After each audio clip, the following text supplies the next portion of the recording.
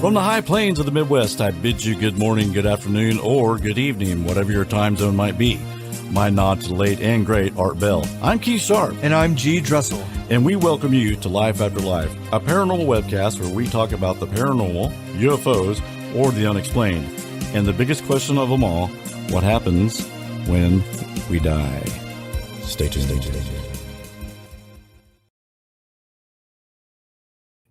Hey! How's everybody doing today? Thanks for showing up. Mona, I cannot believe you're in the house. Hey, where you been? We haven't seen you in... She's been working a lot. Well, there's no excuse. She checked in on the page. She checked in on the page and said, hey, work's been crazy, but I'm going to catch up. That's right. Well, we got an awesome show for you today. We got the great Dean McMurray on. Love this guy, man. Yeah. We've had him on before, but this time he's not doing readings. He's going to tell us about his haunted house. And some of his experiences, and we'll talk for him about maybe an hour or so, and then we're going to let you guys call in. A bunch of you said yesterday you were going to call in and let us know about your ghost story. We'll see if that really happens. Yeah. So, all right, so let's go ahead and bring the man of the hour on here. Hey, there he is. Hey, Dean. Hey guys, how's it going? Great. Hold your applause. Thank you so much. You're hearing that through the mic, right? Yeah. Hey, that's the first time Keith has ever hit that button correctly. I usually hit the Art Bell, no bad language. Yeah. So I didn't do that. Well, man, how you been? I've been good. I was going to say with Art Bell, you don't want to say crap on their show because they will put the kibosh on that quite quickly. It's funny because sometimes he would be talking to like a PhD or something, and even if they cuss, he go, "Excuse me, but we don't use bad." Like, wow, okay. Well, even with George Norrie too, I remember one time we were doing an interview, and I said crap, and I know enough not to say shit or something else, but I said crap, and he's like, whoa, hey, you can't say that, and I'm like. Okay. Well, what the hell? No, I didn't say that. But, hey, don't they have a delay, the beep delay button? Well, that's what I thought. So but I was like, sorry about that. Spirit, I should have said through, and one of the Spirit just want to get that through. So right. So, man, we are so glad to have you back. Thank you for doing this for us. We really appreciate it for our little humble show that we have here. But we're building. Yeah, we're getting more. It's always great to connect with you guys. I just love the interaction, right, with you guys and the thought provoking conversations that you guys hold, and not only that, but the audience too. It's just you guys have a great audience, and so it's always great to connect with you guys, whether I'm on or not, and just listen or whatever else. You mean you watch the show? From time to time, I don't TiVo it, or it's like, let me go back and look at it. We did have a medium on last week. Did you? Brandon Burton. Yeah, he's a guy local in town. He's pretty nice. Good too. Yeah, it was neat. Yeah, it was fun. Okay, good. All right, let's get into this, man. I can't. When we had Dean on, we just mainly interviewed him about his psychic abilities, and he touched a little bit about. He did. I remember the voodoo chick is what you called her. The voodoo chick, right? That was a friend of your wife's or something, and started happening. She was a psychic my wife was seeing in the local area. Yeah, and when I found out about it, I started calling her the voodoo chick. How funny! Then you become a psychic. I'm the voodoo guy, right? And but yeah, so it's so crazy, but yeah, and it's crazy when you start your spiritual development, or when you look back, you think, God, has it really been that long? And we're talking here, we're getting close to 11 years that I started my journey, and not that that's really long, but sometimes it doesn't seem like all that long. It's like, wasn't that just yesterday? And it's it's kind of crazy, but so yeah, it's when you commit to something too, it goes fast. Yeah. Well, I think so. And when you're part of it, when it becomes part of we'll call it your reality, your conscious reality, right? You're living it out. And sometimes when it's very chaotic, time can feel like it's speeding up, or, and or if it's been so chaotic for so long, it's like, oh my God, wasn't that last week? And it's like, dude, that was like 6 months ago, and it's like, oh my God, I need a break. Hey, before we go on, I have to ask you, because I'm a musician. I think I see a guitar hanger behind your head. Yeah, you do. I was messing. Can you see the? I do. So sometimes I just kind of mess around a little bit before I do interviews or whatever. But I love it because it puts me in just a great meditative mood. It changes my vibration. Somebody asked me one time, Dean, what do you do? And not that I'm, it's actually interesting because I'll call it, maybe I could coin the phrase, I'm a COVID guitarist. Because in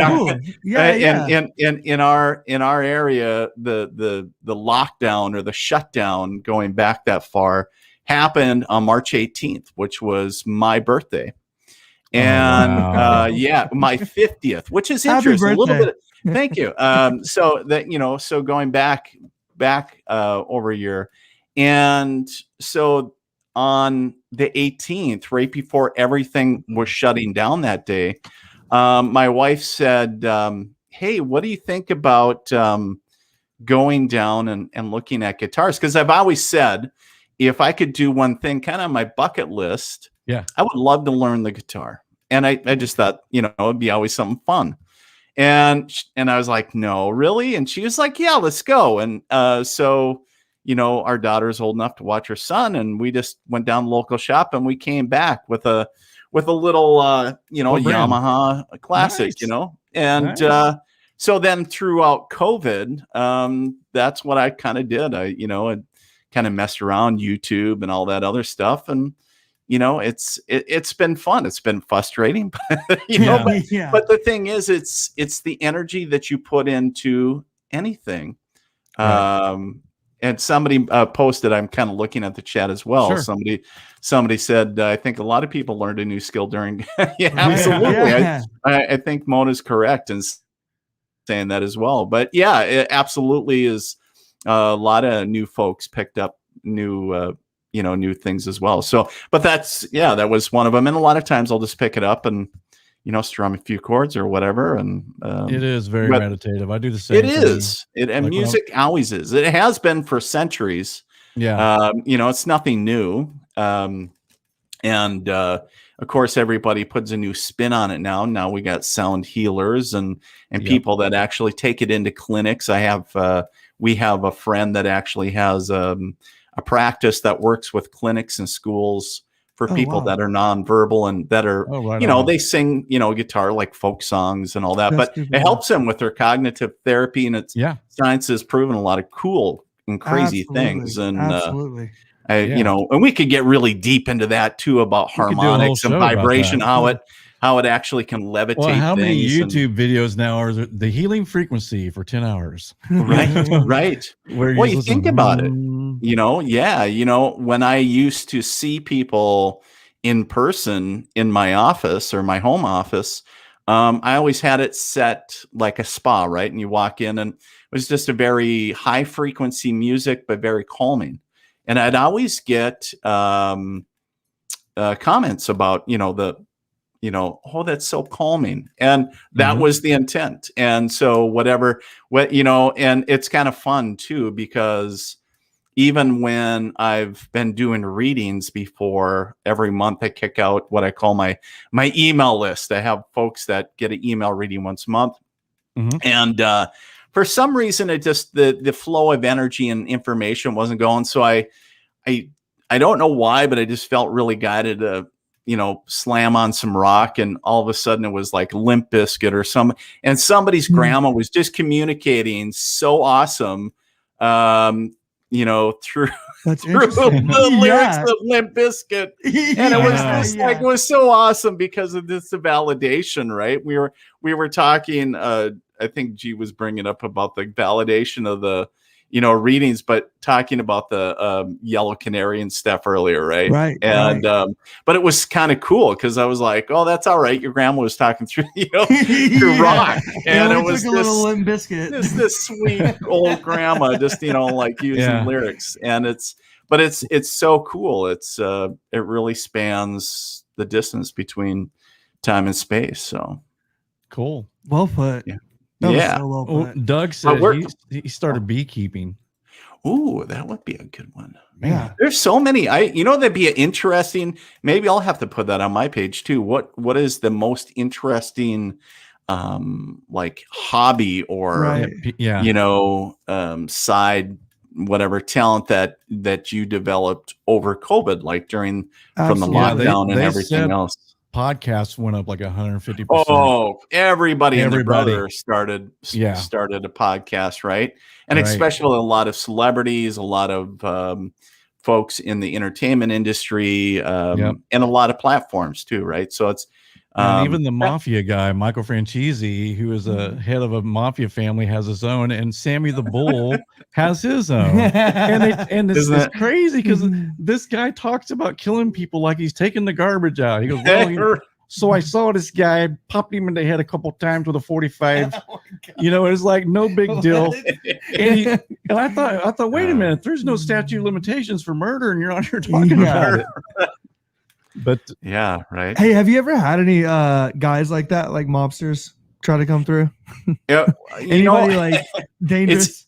Dangerous. I wouldn't say specifically it was interesting. I did before we get into the haunted house piece. It's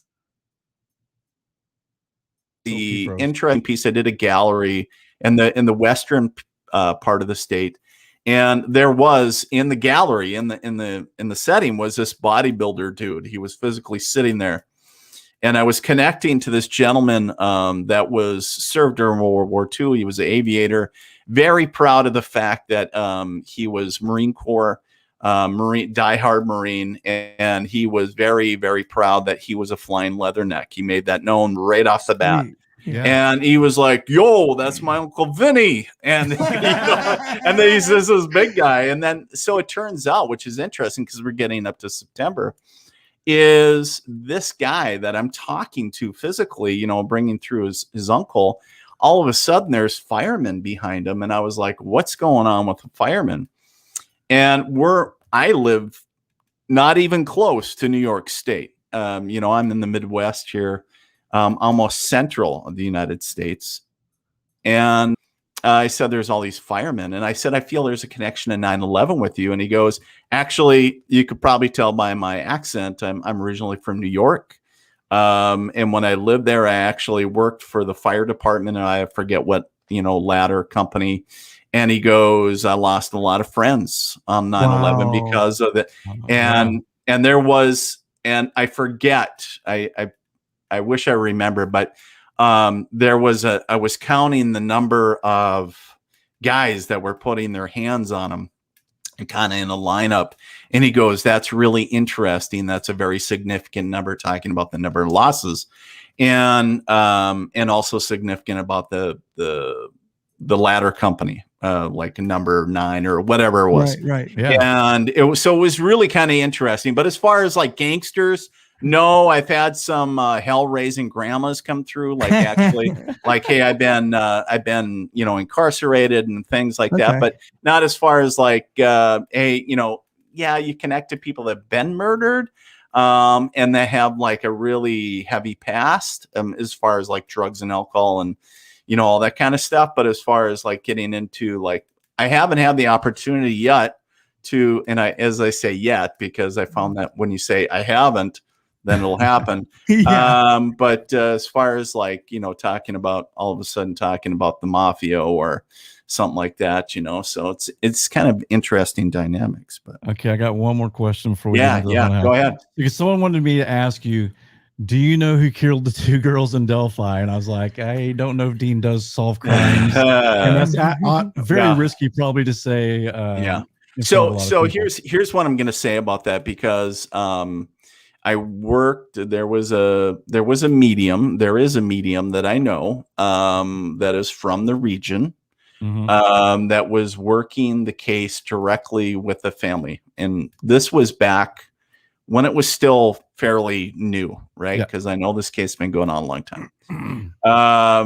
there was a lot of things that were being reported that did not make sense energetically. Because when I start, I listen and I look at the facts as they're presented. And then I start reading the energy around it. And I was like, there's something fishy about it. There's something missing. And then, of course, psychically we started doing a lot of teamwork.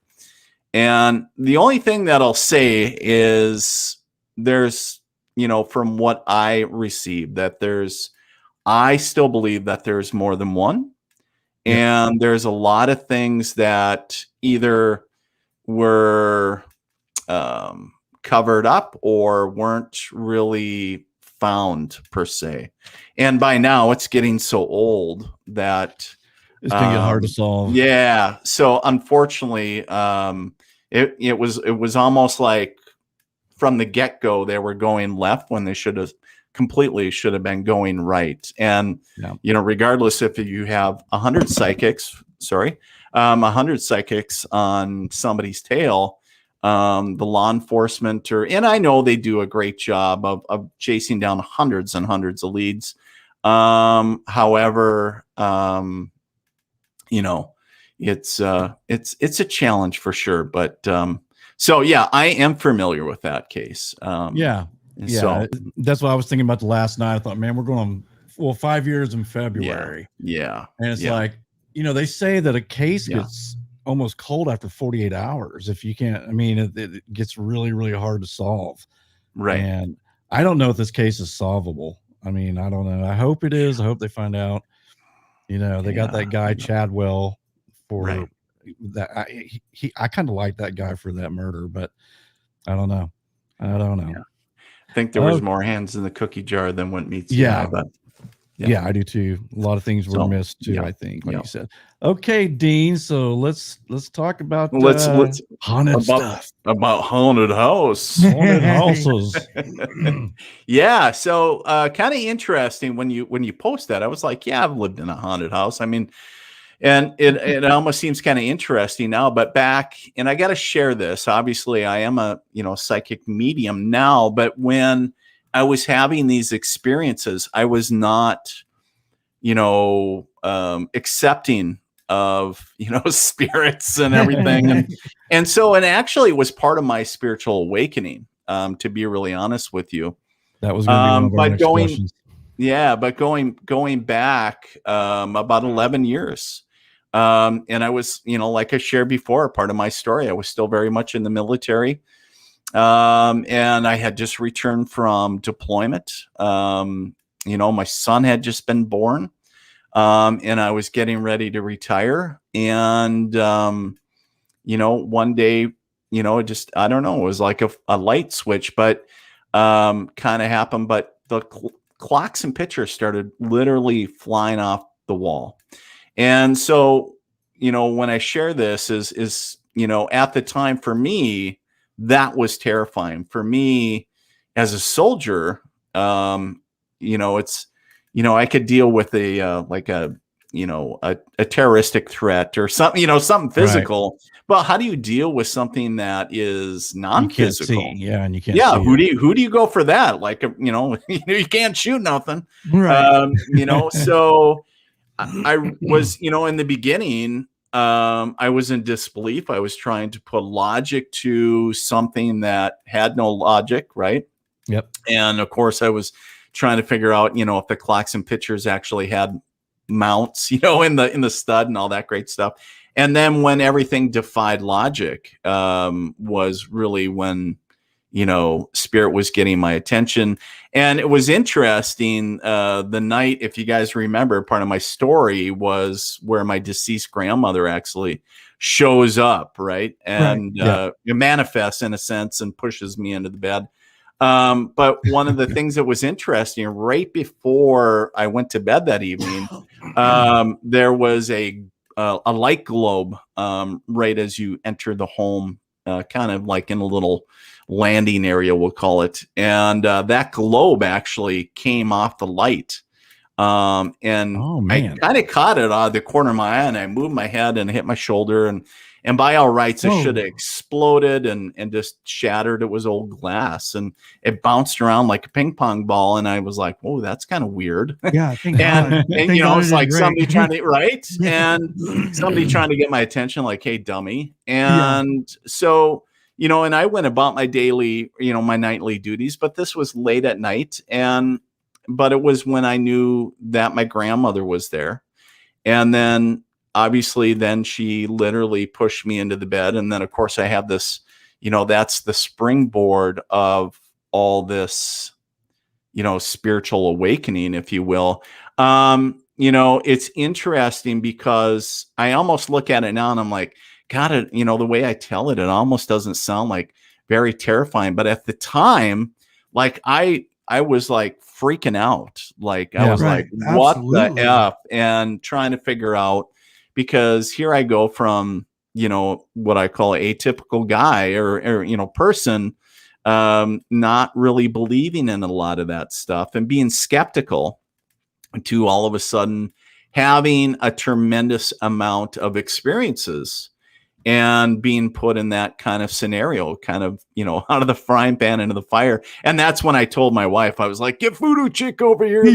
Stuff, so right? Like, the psychic. And but I can imagine with you being in the military and how you are, you're probably trying to normalize this, like rationalize. There's an explanation for this. Yes. You know? Yes, absolutely. How long did that thinking go on until you thought, hey, there's something really here? Well, you know, for me as a soldier, I was always taught, you know, you work through actionable steps. And, you know, first it was in the beginning when, you know, it was we're talking several weeks, stuff was like, you know, coming off the wall. And I'm thinking, okay, we lived in an area at the time. There was a train that would come through and things would rattle, but not that much. And so I was like, there's something going on. What, you know, it's almost like when I think back to it, it was almost like somebody putting their hand behind like a picture and then just giving it a little push and it would kind of jump off the wall and, you know, land in the living room. And I'm like, what the hell was that? And, you know, and yeah, absolutely, Keith, you know, I think when you looked at that and going, well, was that nail loose? Was, you know, we try to put logic. We want a concrete answer to, you know, why the picture fell or why this is going on. And I know that's why there's a lot of, you know, a lot of the legitimate paranormal organizations are trying to get legitimate answers, like what is going on, right? Right. And you know, it was interesting because here you know, who do I call to, you know, who do you call, right? Yeah. But when that stuff happens, and if you don't travel in those circles, you know, at the time in my area, there wasn't a Ghostbuster listing. And there was, you know, and it was so an airstrike either. So right. Just like, it's like, you know, danger close. You know, come on, kids, get your head down. No, but you know, it was interesting. So when I knew that my wife had this, you know, friend that was a psychic, I was like, get Voodoo Chick over here. And I thought, you know, people that did this kind of work basically did or said something. I was very ignorant of what the process was, but I thought she can make it all go away. And, but, you know, I didn't realize that, hey, dummy, you know, it's not here to, for me anyways, in this scenario, this one story is, you know, it was there to help me awaken. And it's interesting because also, it's interesting as I embraced my abilities as a medium, it seems like I've stepped into more scenarios since that time that were more scarier than, you know, anything that I ever experienced because, oh, my grandma's involved and, you know, that's comforting. But when I look back on it, it's like, okay, yeah, at the time it was terrifying because I hadn't experienced anything like that up until that time. So, it's like hitting the brick wall, and it's like, holy crap, what the holy hell is going on? And thinking you just broke the fifth seal to hell. And, Right. so it's kind of interesting, but the globe fall. I mean, the globe, what if that would hit you on the head? I mean, it's like, yeah, thanks. Yeah, right. Right. And, it's kind of interesting. A lot of people, but a lot of people ask about that. Well, how can you be sure it was grandma? Sometimes it could be malicious entities or energies trying to attack you, to use your grandma's energy as a false front, or, different things like that. And for me, that, it's an easy answer, because I think we all remember somebody that is very close to us, their energy, right? And saying, no, I know that energy, that there was no question to me. And by that time, I had made very clear boundaries with what was dark and what was light, per se, in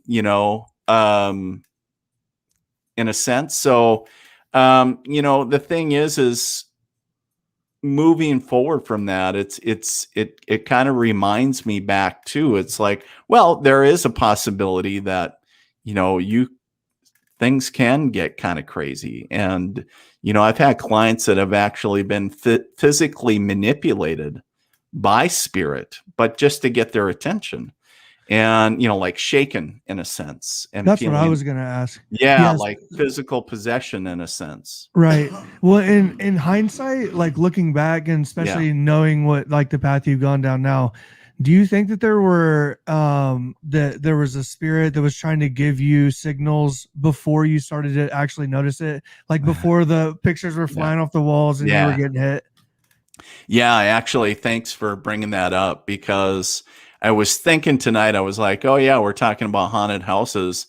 And when I had just came to the state that I live in now, and working for the military in this status, if you will, this new status. And it was kind of interesting, because when I started dating my now wife, I was renting an older farmhouse, in a rural community. And it was interesting because, there was clear, we still talk about it today. Remember when, we'd be sitting there watching a show or something, and there was an upstairs, and it was, it wasn't really attic. It was kind of a bedroom type scenario, but it was wood floors.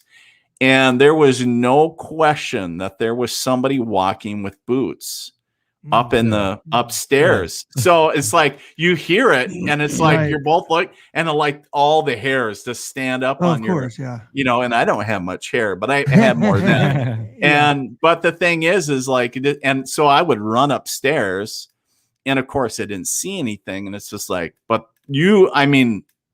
those were footsteps. There was no question. And it's just like, okay, hey, are your friends like trying to prank us? Like back then, that was, holy crap, that was many years ago. Here my daughter's, that would have been 16 years ago. Right. And so it's kind of crazy. But I was like, so yeah, do I believe that even before, that I was aware, were we getting things, signs, or, I do. But I also believe that, like some of the places that I went, had spirits attached to them, like that farmhouse. Right. And I did learn that, there was the old lady that used to live there, actually went out to feed the chickens, and she just dropped dead of a heart attack, and just keeled right over. I never had anything negative happen there. And I know, but there is the sense of, if you're not prepared for that, that can just, that can be very, it can seem scary. Haunting, right? It's something new. It's unknown. Yeah. Well, and that's where the fear comes from. Well, that's what Keith and I, we do a little warm up before we get on the show. Sure. We start bantering back and forth. And that was one of the things I had asked him, is like for the common person, right? If you saw or if you heard footsteps upstairs, you would automatically assume, like I'd be like, dude, this place is haunted.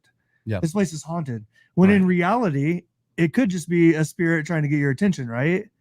So how do you personally, like, is it an energy thing? Like, how would you define a haunting?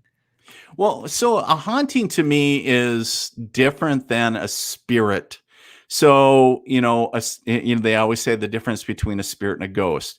So a haunting is a spirit or somebody that's deceased that did not cross over, that has an attachment to the home, the land, something, right? There was something traumatic or wasn't ready to move on, whatever the case was, right? And then the other aspect, we'll take my grandmother, for example, right? Fully crossed over, just kind of in a spirit, kind of like shows up wherever, not really wherever she pleases, but where she's needed in a sense. Right. And just like, hey, how you doing?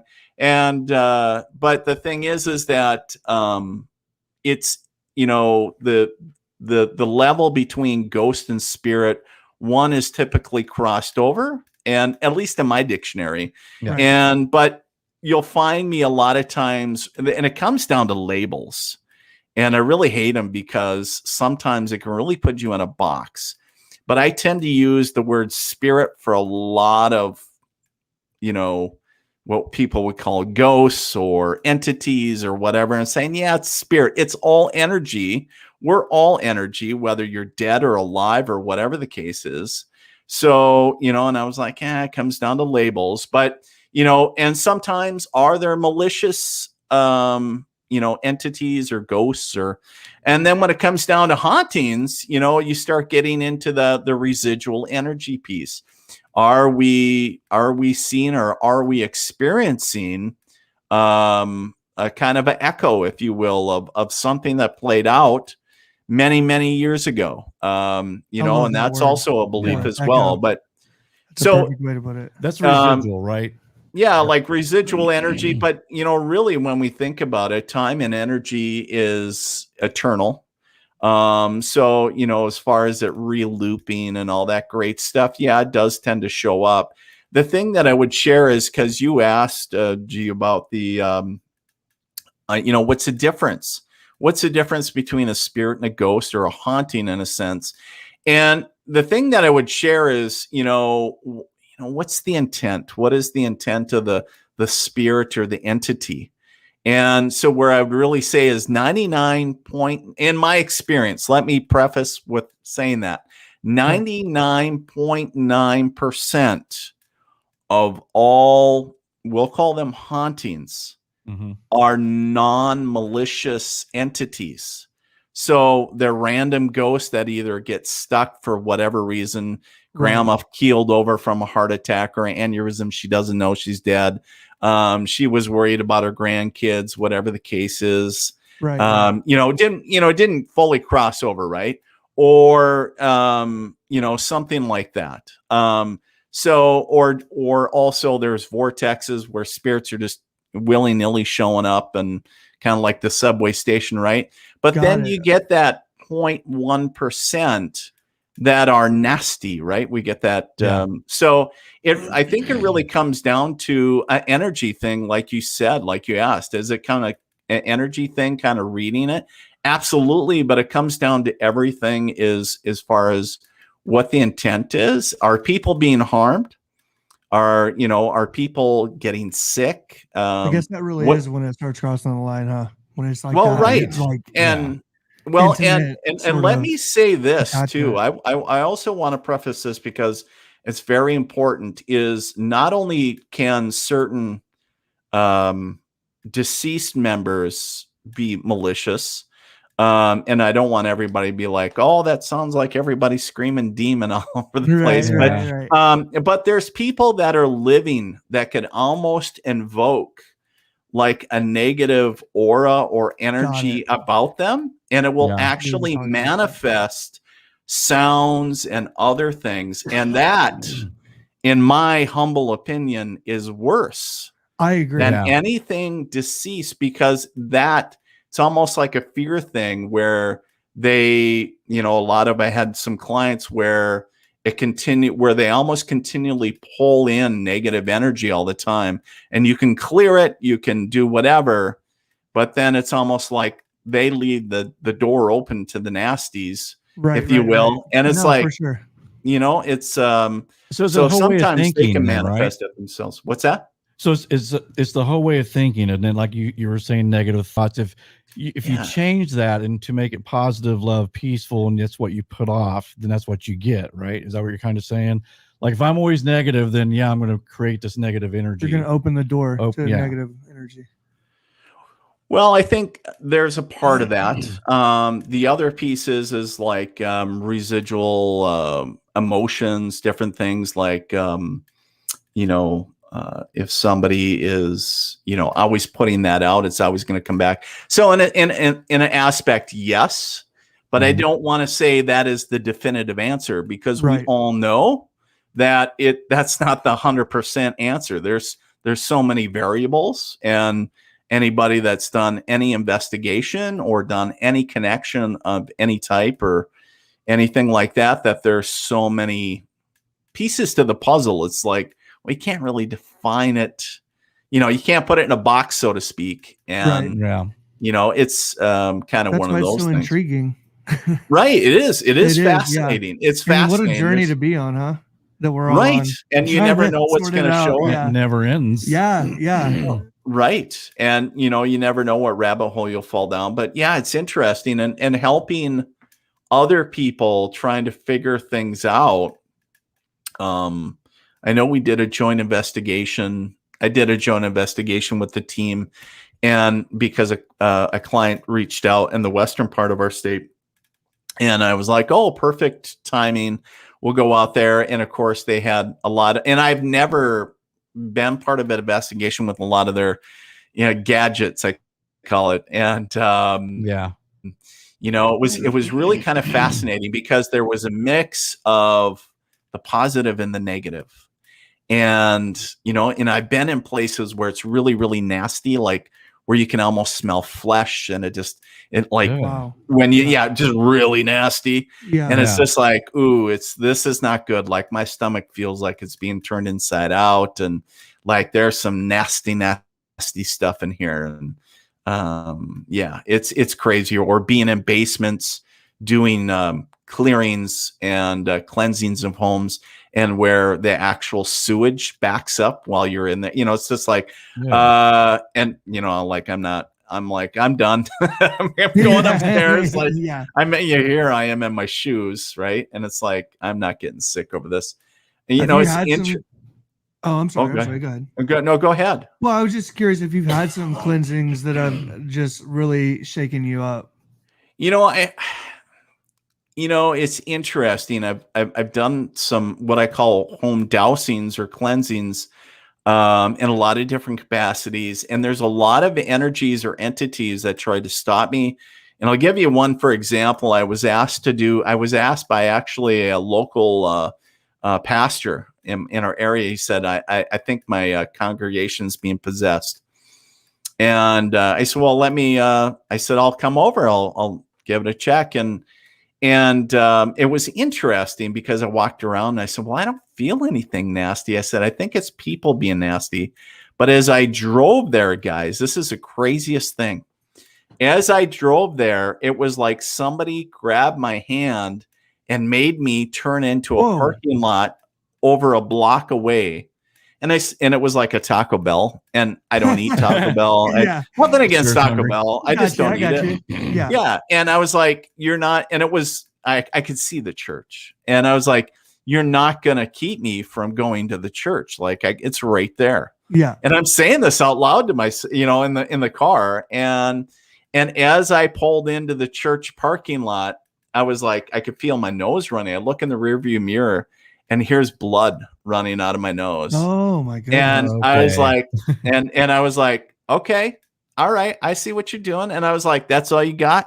And I was like, that's me, like trying to poke it. But I was like, no, I'm still going in. Like, you're not going to stop me. I'm not going to let fear, I'm not going to be like, oh my God. And I was like, I know I'm protected. You're trying to scare me.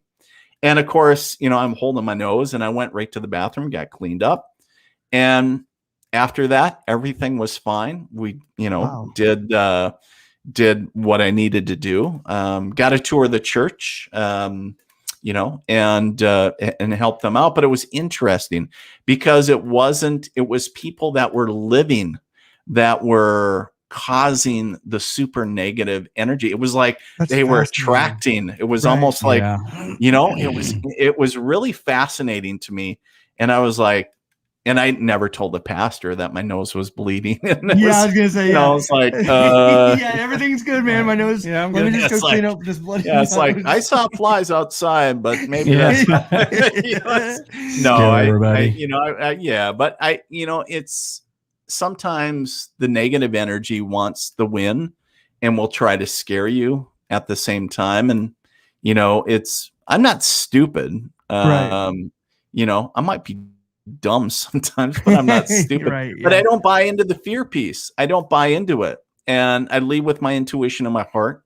And, I read the situation. If it's not safe, just like that basement, or if something doesn't feel right, I still have the soldier vibes in me. I still trust my For sure. intuition. And, trusting myself. But, it's interesting is helping other people with those really terrifying moments and trying to figure it out, because I've had so many people reach out and, Keith, kind of like your thing, who has had a terrified, haunting. Mhm. And sometimes, not always, sometimes it turns out that they're in their own spiritual awakening, but it's terrifying to them. Yeah. And Oh, I'm not man, taking yeah. that away. I'm not taking that away from Right, them, because for sure. it is Yeah. terrifying for them. And saying, but trying to take, when we start dissecting it and saying, hey, really, what's going on? And, start reading into it. It's, but not every case is the same. And it's kind of interesting. But I want to share, because I didn't finish with it, is, talking about the home that we used to live in that I had all this activity, is, when I started embracing, I guess, who I was as a medium, all that craziness stopped. All the pictures and, it didn't come off the wall anymore. It was almost, so it was truly, hey, we really need to get your attention. It was kind of like the SOS type deal, like, hey, Right. dummy, Right. start listening. Wake up. Wake up. Where's the 2x4, right? And but yeah, it's always kind of, but the house, when we sold it, obviously we did a cleansing of it, and it sold like within a day. Nice. So it's, when you adjust that energy of homes, that's another thing that I found, is when we started cleansing homes, was the how quickly that they started selling, which was very interesting. I That was is like, interesting. well, and really, when you ask yourself, what's one of the first things that, usually you'll hear from 90% of the time from a woman. Now, Don't feel good in here. but how does it feel? Yeah. Right. Yeah, They'll say, exactly. it Yeah, feels so like, nice. yeah, And it feels even great. guys, Yeah. right? It feels It solid, makes or the perfectly structure. good sense. Yeah. Yeah, no. yeah. It's like, you're looking at cosmetics and everything else, and But does it everything feel else. good? But yeah, Right. energetically, and Right. sometimes you might. So, so what I learned was how to adjust home's energy, and so where it sold quicker. Now I can't, change the fact that, somebody painted their bathroom pink, and it's like, or it's still got the blue shag from 1972. Right. But the thing is that it has a completely different feel, and homes start selling quicker. And it's interesting to me too, because the UK has, I just love the UK, is so open to everything energy wise. How I read an article years ago about how they talked about the divorce home. We're talking about negative energy and real estate and selling homes. And this realtor was talking about this one particular home. Always seemed like every couple of years it would come vacant. A nice newly married couple would seem to buy it. Kind of sounds like the beginning of a movie, right? And then all of a sudden, they're getting a divorce, and it just turns really nasty, and it goes up for sale, and then the cycle repeats, and it repeats and repeats. Wow. And it's like, people start putting two and two together. It's like, what is going on? And so what they did is they went in, and where they actually doused the land in the home, and they stopped having issues. Right. And so it was kind of interesting where, when people aren't sleeping, or, when people are, having more maybe issues at home than typical. Right. Yeah. And so looking at, well, how much is that, is energy, Right. Man, it's kind of like your nosebleed though, because it's, the energy, because, if you're going through something physical or even psychological within the home because of the spirit or the energy that's involved, right? It can cause all this craziness. Or it can. It can. But you don't understand. Like the normal everyday person isn't thinking about it. They're just like, why is this happening? They're not thinking, right. I need to bring in Dean to cleanse the house. So wait, here's the thing. If you would allow that to scare you, then now it's got a hold of you, correct? I mean, now you're in fear.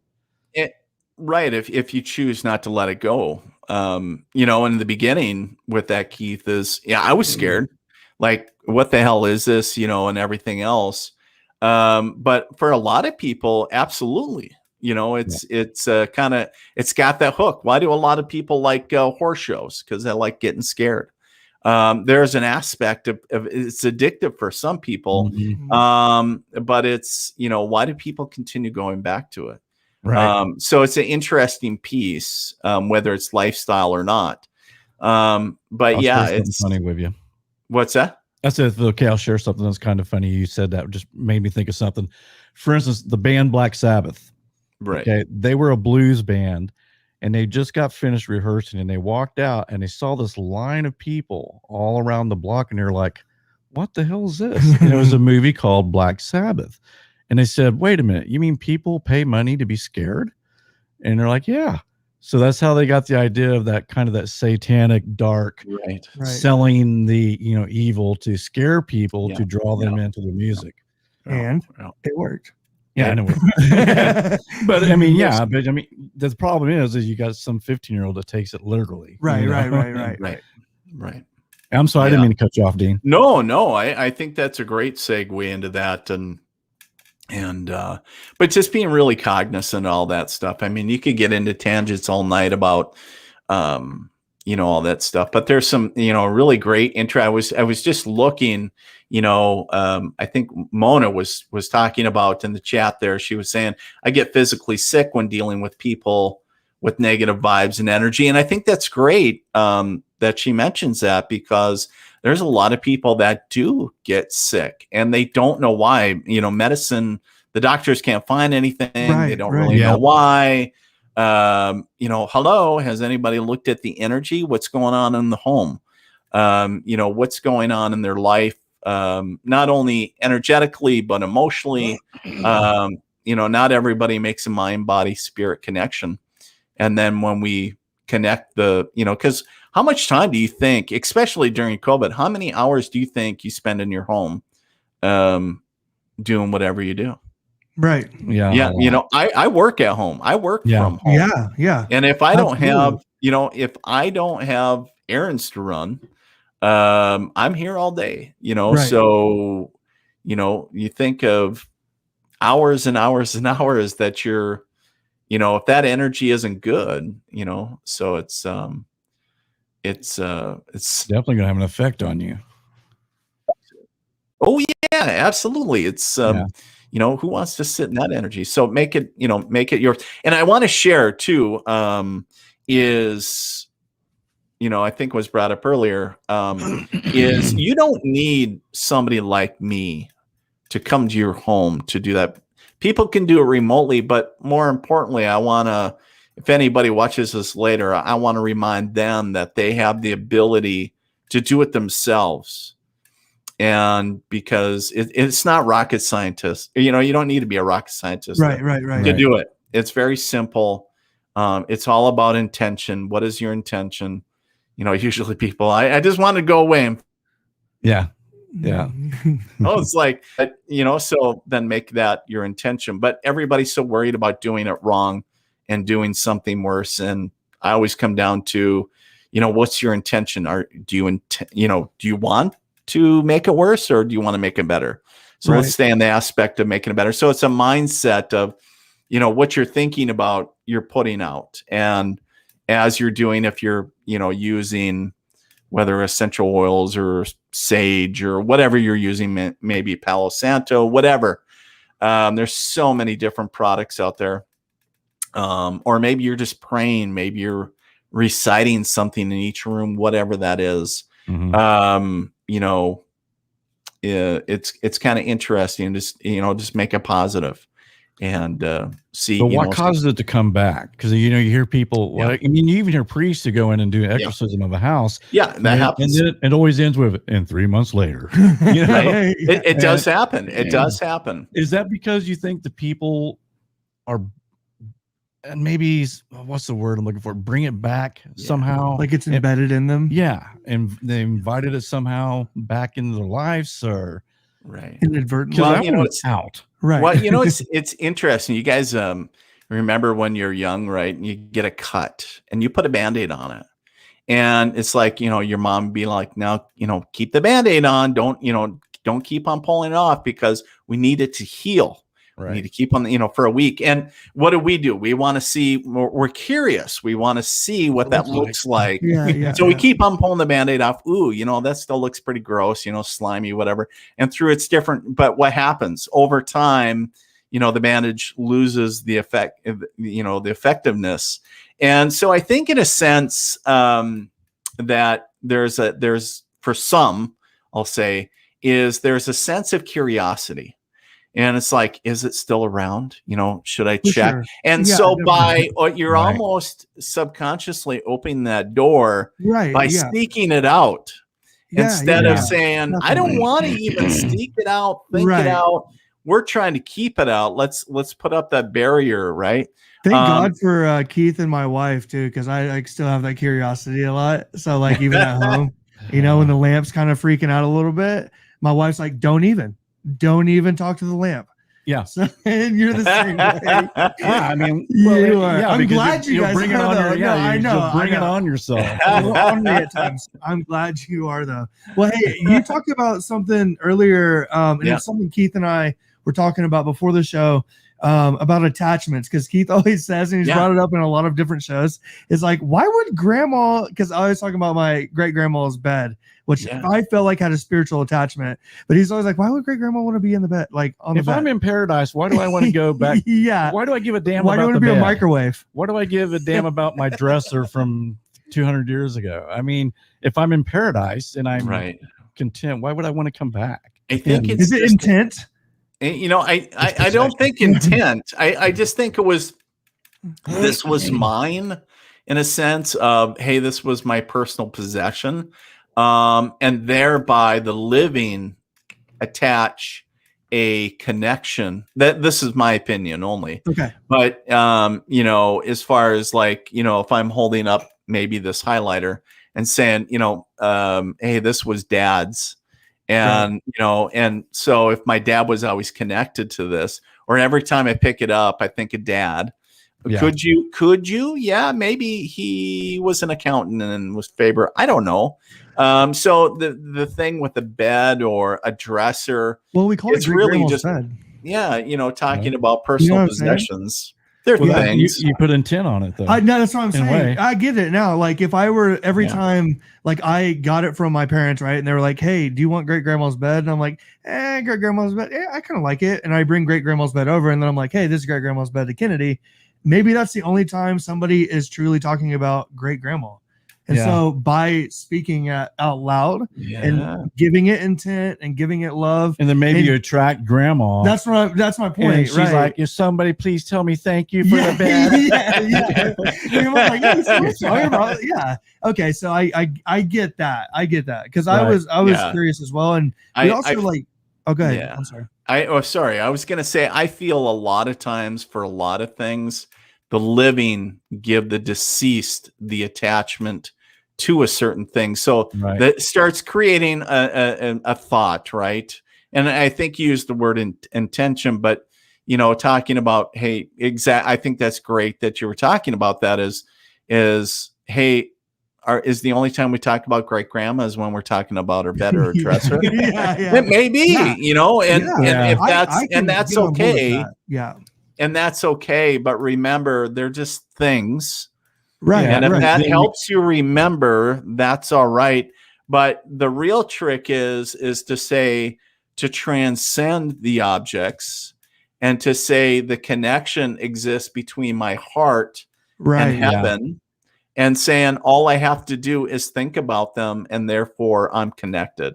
Right. And they're already here. Dude, absolutely. That's why these discussions are so important, though, because we talk about great grandma's bed a lot, because that's where the K2 started like popping off for the first time without Keith being around when I was younger.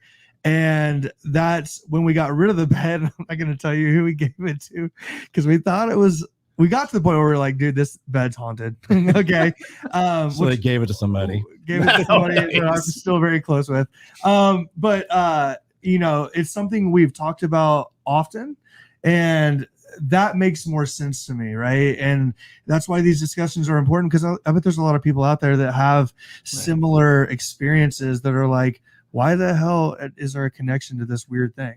But the other thing you talked about was like, could a bad energy, if you're giving something attention like that, attach itself to it and act like great grandma? So, I guess my opinion too on some of that is I do believe that negative energy or entities can be attached to things, just like positive energies, right? Focused or infused, like, so a lot of, if you think of, there's a lot of, and not that I study it or anything, but a lot of like black magic or things like if they're trying to do malicious. So if I'm trying to maybe curse this, highlighter or whatever the case is, can that stuff happen or exist? Absolutely. I think it'd be ignorant to say, it would be crazy to say that it doesn't. However, it's far as, being aware of it. But yeah, do I believe that it can, and, does that happen? Sure. But a lot of times, that you talk about people that, I guess have haunted items. A lot of people, yeah, absolutely. There's a lot of things that are haunted items, right? I was going to joke and say, did you sell grandma's bed to Zach Boggins? But in the museum. But the thing that there are a lot of documented haunted things. There are energies or entities attached for whatever reason to that. My question is, as a medium, because this is a question that I maybe to ask all the folks that run paranormal teams and everything else. But so if there is entities or energies attached to certain objects and or wherever, then what? So is anybody helping those spirits? Because they're people, I want to say spirit lives matter, right? I'm going to start. But the thing is that, who's helping them? Are they helping them cross over? Are they helping? And of course, I know there's a marketing aspect. You talked about people of Black Sabbath piece, right? It does. There is a draw. People love it. That's why haunted houses and all that great stuff make great money. But the thing is that, who is, when you're legitimately, in my mind anyways, if somebody is legitimately helping, are they actually cleansing the item, releasing the attachment? Otherwise it's like, yep, it's haunted. All right, let's go pack it up. Let's, it's like, then what? It brings up a good point. Like earlier when you were talking about the vortex or like the hub, like it's almost like a subway for lost spirits. Like in those places, when somebody goes through and they cleanse it, are they just banishing these spirits to go to another vortex, or are they actually trying to get them to cross over? Great question. Ooh, that is a good question. Yeah, great question. So what I understand is when, because, well, I'll back it up a little bit. When I first learned how to douse homes or cleanse homes, was like the old school way. I got the old brass L rods and kind of the old school way of doing things. And I always saw in my mind almost like, the SWAT team busting in, kicking down the door. All right, all the malicious spirits in the in the vortex. We're gonna transmute you to a higher vibration. That in a sense, you got all the archangels coming in, kind of like the, I don't know, you call it the God Squad, whatever you want to call it, right? A catchy phrase. Yeah. And so, but and it was interesting because there's a piece that I wasn't understanding. But I will say this, and I'll get to that piece here in a minute. But my understanding is this, is when those spirits, in a sense, were cleansed from that space or that home, they were transmuted or shifted to a higher vibration, getting them almost like a forceful crossover in a sense. It's like coming in with customs immigration said, all right, everybody's all right. I don't care whether you want to be a citizen or not. Now you're a citizen. We're taking care of you. And then basically, increasing their vibration. But one of the things was interesting after a year or so of doing it, I actually had a experience where I was awake in my dream, but I had a dream where I died. Okay, and where I woke up in the coffin, and the coffin was it was a weird funeral, but the coffin was kind of in the back room, and they were going to wheel me out at the last minute. It was kind of weird. But the thing is, of course, there was tons of people there. There was a lot of military and everything. And I kind of woke up and I was like, what the hell is going on? And of course, all these military guys started yelling at me. And they were like, what the hell, McMurray? You're supposed to be dead. You need to lay down in that coffin and act like you're dead. And I'm like, and of course, my wife and my kids are there, and just everybody. And so it was kind of interesting that, but one of the things, I was very confused, like, how can I be dead? I was just alive. And they were like, I don't care, but you need to get back in the coffin. We're having this funeral. And I was like, okay, but just don't bury me, because I was like really worried that they, right. And when I came out of it, I had this epiphany that I was like, oh my God, here I was, in a sense, kind of like the zero, the task force against spirits that weren't crossed over. And I was just kicking in the door when they were scared, and they didn't know what the hell was going on. They didn't know that they had died. Got it. And here you're just busting in the door going, I don't give a shit what you're doing. Get your ass, you're get into the light, damn it. And in a sense. And so it was almost a piece of empathy of saying, approaching cleansings from a different aspect of almost becoming a way of connecting to the individual spirit and going, hey, come with me, I'll help you, in a sense, cross over. And it's kind of interesting. I've since went on to read several stories talking about people doing that, helping, kind of going on journeys and different things. But it was really kind of fascinating. It was freaky as hell, because I was like, what the hell? And everybody's yelling at me like, you're dead, you get in the coffin. So it was kind of interesting. But I wanted to answer one question. And I know that you have it pulled up there. Dean, do you think empaths are more likely to experience this phenomenon more than the average person? I think I want to ask that. I think that's a great question, because as we know, empaths are great feelers, right? They can feel everybody's stuff. And I guess the short answer is yes and no. because number one, empaths to me are like the old lawnmower without a carburetor. It runs like a, like a rabbit, on fire. But the thing is, it has no air filter, so it's taking in everything, the great stuff, the bad stuff, right? Yeah. So if you think there's no filter, so it's taking in everything. But the other piece is empaths are just people as well. So it's kind of a double-edged sword when people connect or identify as empaths. They can typically get sicker or feel the energy sooner, or have be affected on a deeper level more maybe than other people. But they're usually people that are cautious sooner because they're like, ooh, there's something about this place. It's giving me weird, we've all heard that, right? It's giving me some weird vibes, or there's some weird shit going on. People that are feelers can already feel it. They can roll up to the house and say, there is some weird shit going on, or there's some, and it could be, I've been in multi-million-dollar homes and it's just like, ooh, there's something off here. It's not, it's just like, and it could be just life stuff.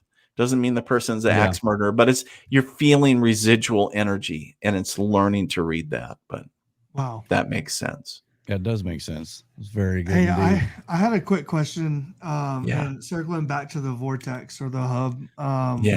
We did a show on is it Lisa Lamb? Yeah, Lisa Lamb. Lisa Lamb at the hotel, Cecil Hotel, right? Yeah. Are you familiar with that case? I can't remember. Sorry. Okay. It's a pretty interesting case. But one thing we talked about on that show was not only did the Lisa Lamb incident happen, which was really bizarre. She almost looked like she was possessed on CCTV at time. She kind of lost it mentally, right? This had happened throughout history, though, these weird occurrences. And one of the things we talked about was like, could the Cecil Hotel actually be like just a giant vortex? I mean, some of the most bizarre instances, like a guy trying to commit suicide, jumps off and actually lands on another person walking across the street. Yeah. Kind of stuff, like really bizarre Weird, things. bizarre stuff happens at this hotel. Now, this poor girl ended up losing her life. She had mental issues, and she was off her medication, and she ended up climbing up to the top of the building and climbing into the water tank. And you may be familiar with that. And her body was in this water tank for 3 weeks, and people are drinking the water. Yeah. And they're going, oh my God, this tastes horrible. Right. Oh, it's like by Skid Row. Yeah. And in LA, which Skid Row obviously is just like a country within itself of despair and heartache and pain. And so do you think that like in a place like the Cecil Hotel where these tragic events continue to happen, then it's so close to so much pain and despair that this could be a hub for activity like that? And it could very, I do. And would you go there? And would you go there and investigate for us, please? Oh yeah, let's do it. No, we'll stay here. We'll stay here. You go. Yeah. Okay. Let's sanction investigation. I'm going. Oh, I would definitely go. Let's sanction investigation. Let's go do it. I'm all in. I'm serious. Okay. Yeah, but the thing is I look at a couple different things. A lot of times when I'm working with homes too, I'll pull up satellite imagery like Google Earth, right? It's not like I have my own satellite connections to the military. Hey, dude, patch me in. But what I love doing is I love looking at the land from hundreds of feet up or even higher, and start looking at is there a terrain issue? Is there changes in terrain? But a lot of people don't realize there are different natural reoccurring energy fault lines within the Earth, right? And so we're talking about California. California is full of fault lines. Yeah. The other piece is granite. Granite is another one that is a transmitter of radon more than other places. And all nastiness. Limestone. Yep, the limestone, different things. And I'm not saying that, That's it's specifically its transmission. but you have ley lines, you have different natural occurring energy lines within the earth, and matched with the other kind of energies. Yeah, and hey, think about this: how much of an underground grid, a man-made menagerie of underground power lines, water lines, all that. It's probably crazy, right? Right. Anytime that we start messing with nature, it starts messing up the natural occurring function of energy in that area. Now, I'm not saying there couldn't have been already a natural occurring energy vortex and negative vortex. You think of like a toilet bowl going down, so the energy pulling down instead of going up. And developers don't care. They're thinking about the dollar, right? They want, engineers and city officials want that area developed. So the thing, and that's a hard one to deal with. But I want to say this is not new information. It goes back when Native Americans used to look at settling, because since I live in the Midwest, a great amount of the Lakota tribe is actually in this area. And it was interesting because, I was always told by some Native clients, they were like, it's very common for their ancestors to let the horses loose and watch where they graze, and cattle as well. Yeah. And animals will not bed down or feed in an area that is, number one, a negative energy area, but also very alkali. You get alkali ground, things that are not supportive for life. Why would you, why would you be in an area? So, but, and so the same thing when you talk about it, it's like, well, why is it alkali? And I get it. There's a lot of, I'm not a scientist, but, it's, can we change the dynamic of the makeup of that through energy to help sustain what's going on now? Wow. And that's what I look at. So I get into the weeds of things when I look at, hey, where are those massive, big freaking, one that I love is people like, I don't know why these apartments aren't selling. And there's these big giants, power, I call them tower, power towers, whatever. They're big metal monstrosities, and they go right by the apartments or right over. And it's like, really? You're asking me why? Like, you're being, so it's like, so can we protect that stuff with energy? Can we, so yeah, kind of getting off topic, but do I believe that could be a vortex? Absolutely. But yeah, I'd be all about doing an investigation, and I think it would be neat. I think it really would. I think it would be really cool. Yeah, and even in that episode, kind of how we started going down that paranormal path, and even we talked afterwards, and we were like, you know what? That's really interesting to look at the history, match it, and now that like you're talking about, where you have these pockets of energy, natural energy. Yeah, that's mind blowing. Yeah, and like, damn you, Dean. I was thinking about it all night. It's like high EMF. Don't talk to the lamp. We're talking to the lamp. Disoriented or dizzy. Right. Yeah. And that's so when you got all these electrical lines running everywhere, and like you said, the power. I mean, it can make you feel disoriented, dizzy. Right. And it's wild. It messes with our brains. It does. Right. Okay, so I got a question. And Garrett was asking about this earlier. What exactly is poltergeist energy? Poltergeist energy. Well, does that make sense? Well, I don't know. Isn't it? I always heard it was energy. Like they always say, well, if you've got a teenage girl who's just going through, and they're putting off this energy, is causing hectic things to go around. Our energy is just messing around with the house, electricity going off and on. But how would you tell the difference between, is it a spirit or is it a poltergeist, or is poltergeist energy a real thing? That's a great question, and I'm going to be the first to say I don't know. As far as poltergeist, just like the show, right? And what everybody I think's mind go to when you utter the words poltergeist. But to me, anything that when you start saying poltergeist, is, to me, I guess in my mind, that anything that is, I guess, malevolent or causing chaos, so to speak. Mhm. And there's a lot of different things when we start going down the rabbit hole of, well, what kind of what kind of entity is it? Is it really trying to cause me harm, or is it just causing chaos? Because chaos is not causing harm. It's just got you, driving everything crazy, right? It's like a 2-year-old on, with the energy drink. And it's like, so it's like, is it really a bad thing? It's just annoying. So, when you go, so I guess, to be really honest with you guys, I don't know.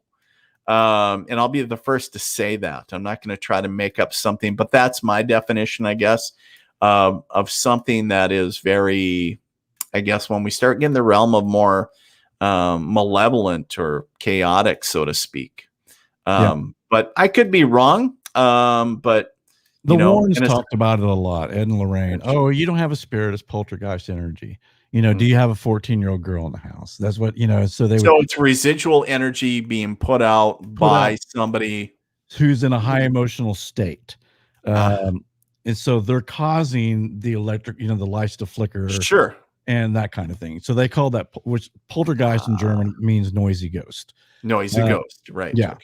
So the Warrens were real big about, well, it's not haunted. It's because you got people in your family that are high energy and they're causing all this stuff. Well, I think we talked about that earlier. When people can manifest things around them. Right. When you get when you have a high emotional stuff going on, you can actually physically manifest things. In a sense, so do I believe in that? Absolutely, I do. So if that is the true definition of poltergeist, then that's what it is. But, I guess it, and again, I think what it comes down to is, what labels are you using? It comes down to labels, but, because in my story, I always say, well, I was kind of like a poltergeist type, when things were being stacked or, kind of craziness. Right. And I think that's where it would, the chaos aspect is where I go to. But yeah, absolutely. Well, you got any more questions for Mr. Dean?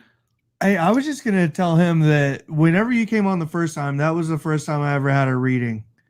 And my intro into all of this was really with Keith a long time ago at his haunted house. And it just, I've been kind of on, and that was probably about 11 or 12 years ago. Yeah. And so I've also been on my spiritual journey through that time. Awesome. So I wanted to tell you, I very much appreciated that. It was amazing. And so that's why I was so excited. You should have seen the text. After the show, you described his grandfather with the rosy cheeks and a red nose. Sure. So after the show, Garrett pulls up a picture and it's identical. It was rosy cheeks, red nose, the whole truck thing, driver, everything. Oh, wow. That was a lot of verification. And then whenever Keith told me you were coming on, I sent him, I think I said, yes. I was so pumped because since then, we've had a lot of time to discuss things, Keith and I, and everything like that. So I was so excited for you to come back on and see where the discussion went. And man, it's always funny too when like Dean or like Brandon come on, because they start answering the question. We said this last time he was on. He'll like answer the damn questions before we even ask him because he's reading our minds. Okay, I'm not reading our minds. No. It's always kind of serendipitous though. It's and it's when you're connecting with great energy as well. The flow of information is so fluid, right? And so it's just like maybe subliminally or subconsciously picking up on what you're, going to say next or whatever, or where the direction's going. But, and I always trust, right? So wherever I feel guided to start talking about, but half the time I don't know what the hell I'm talking about. And Yeah. I just ramble and be like, I don't know what we talked about. No, He it said was- something. Garrett said, I'm talking to a lamp, and I'm drunk in the corner. I don't know. But I'm very appreciative though. Okay. Well, thank you. Yeah, Thank you. me too. Very much. Thank you Hey, so much. And the last thing I was gonna say is I'm gonna reach out to you after this, and Yeah. I'm gonna, man, have you ever worked with sports teams?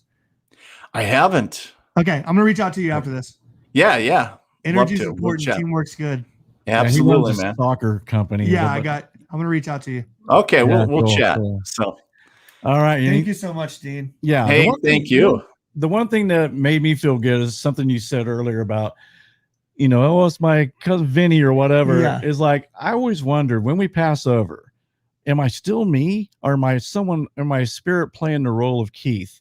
I mean, I still want to have my personality. I still That's a want great my question. identification on my ID, Well, well, this is what I would say, and this is my true belief, is that when we cross over, we leave the shell of who we were, Dean, as you see him now, but then I revert back to my soul self. It's just entity and spirit. It's just that high vibrating love entity. It's just energy. Now, when you come back in a sense to, hey, Dean the medium is connecting to your grandfather, he's coming back with just enough, evidential information so Garrett can validate who it is. Got you. But in yeah. reality, his true existence is he's reverted back to his soul self. So if you think of, for our minds, we got to conceptualize something. So if you're thinking back to a star or whatever it is, very simple but very high vibrating, entity back in spirit. But the thing is we only get this meat soup for a time, but I'm a big believer in past lives. So whatever experience we had now, you connect back into that, those memories or that, evidential information and, talking about, so he can bring forward, hey, here's what I look like in a sense, or what he's going to remember in a sense, saying, oh, hey, your grandfather is emanating like a star. And you're like, well, he was a star to me. I don't know. It's like, so right. That's fascinating. Well, Dean, do you got anything you want to plug? I think the last thing I'd like to share, I do got a little online gallery coming up here. Is it this week? Yeah, I think it is. It's an online gallery. If folks feel guided or want to check it out, head over to my Facebook page, or the Military Medium. Cool. And they can get tickets there. I got them super cheap, like $10. And you can get a whole crowd of people. So $10 per device. And you can pop popcorn, have your favorite adult beverage. Last time was really cool. We had some awesome validations and everything else. And then I got some local stuff, some in-person events and galleries and all that fun stuff. But I'm trying to, I guess, do some more online galleries. So if you guys are interested in that, I got a certainly question about that. Yeah, absolutely. If me and my wife wanted to be with a group, but they're like, we're in Oklahoma and they're in Pennsylvania and another groups in North Carolina. Right. Can we all buy tickets and do it at the same time? Is that how that works? Yeah, absolutely. That's how it works. Yeah. That's I got you, Dean. Group I'm bringing more a party. than one. We're going to have a party. All right. You have a party. I might join you then. Just let me know when you're going on. Yeah. Okay. there you That'd go. be great. I'll Dude. buy a ticket. Absolutely. All right. Well, Dean, thank you so much for sharing your time with us. Thank you guys for having me on. It's always a pleasure. It's always fun connecting and laughing with you guys. Yeah, cool. Well, we'll get you on again for sure. 100%. Maybe we'll just have a party in California. Party at the hotel. We got a couple things to talk about after the show, Dean. Hey, I got you. Love it. All right, Dean. Good evening, and thank you so much again. All right. Thanks, guys. Thanks for everybody that in the chat as well. All right. Bye-bye. Bye-bye. Well, that was awesome. Cool, man. Yeah. Very awesome. All right. It's your turn, people. Call me up. 205-730-6441 if you've had a haunted experience. We want to hear about it.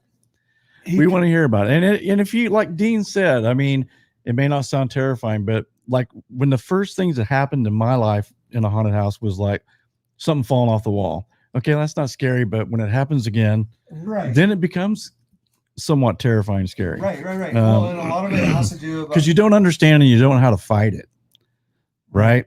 So, well, and you can't comprehend it a lot of times.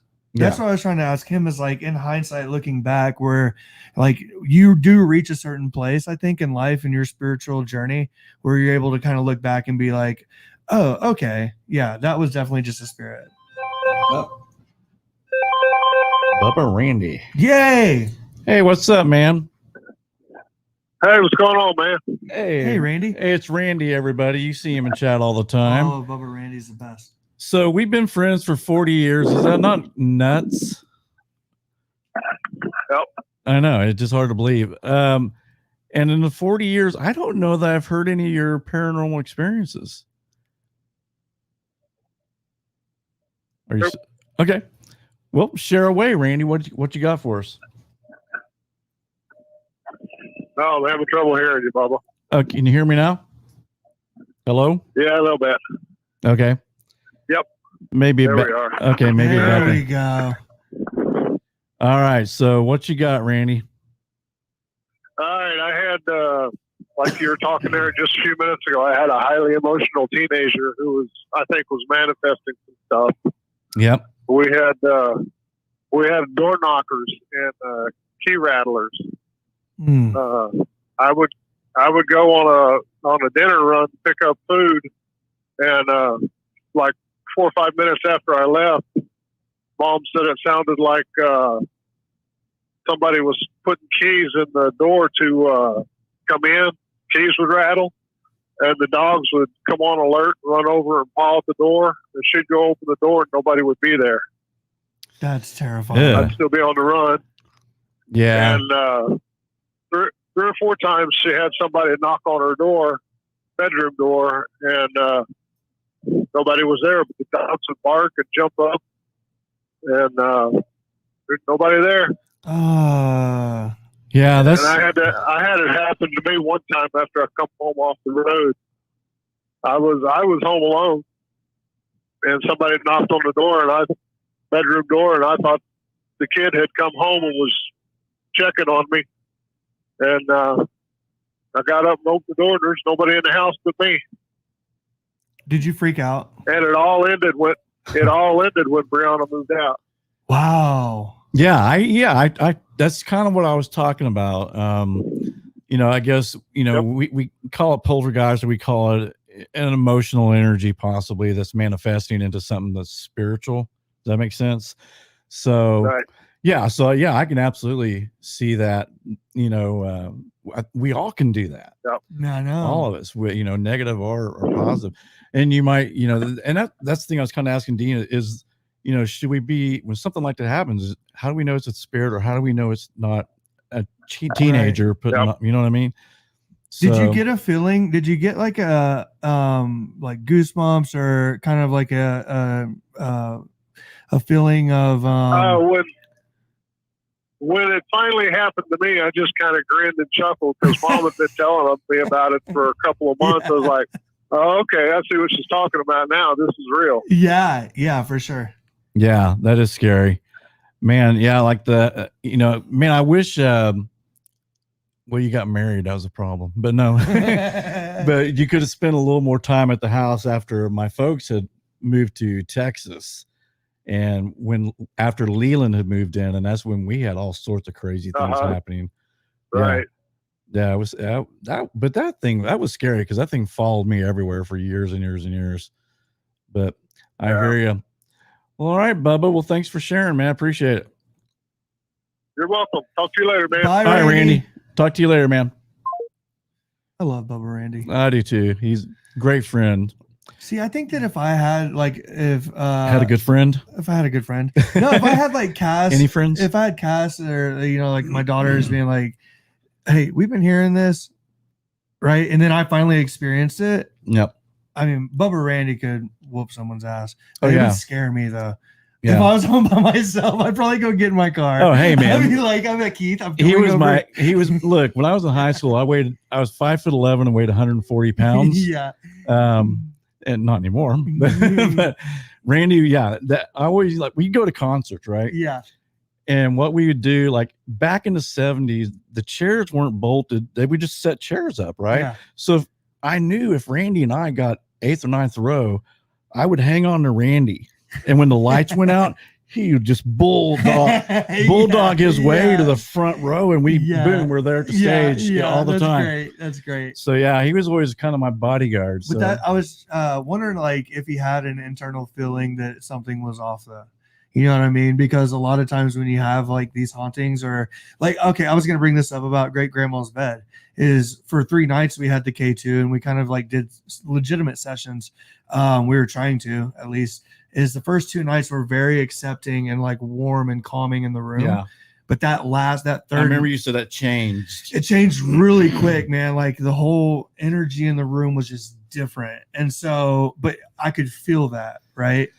Yeah, I think that's how you kind of know. Like Dean said, he feels, is it a warm feeling? Right. Yeah. His grandmother. So he knew it was his grandmother, But yeah, I think when, possibly because you guys were playing with that, right? And you may have connected with grandma, but playing around with it, you could have invited another spirit through. Well, yeah, because you would think that, like, I loved it the first time he was on, when he explained, like, you're on a dark road and then you see a street light just flickering on, and then all of a sudden, boom, it's on, and all these bugs go to it. That's kind of like how Dean is. Like, when he turns on it, all of a sudden he's this light and people attract. So, like, great grandma's bed could have been this energy that we were harnessing the first couple of nights, and it was good energy. Yeah. But because we're doing that, in this darkness, all of a sudden our house starts to light up a little bit, and that's when we can start inviting other people in. And then obviously when you get drunk and do it, then like that's not a good idea. The third night. That's when you're getting careless. That's when we're dumb.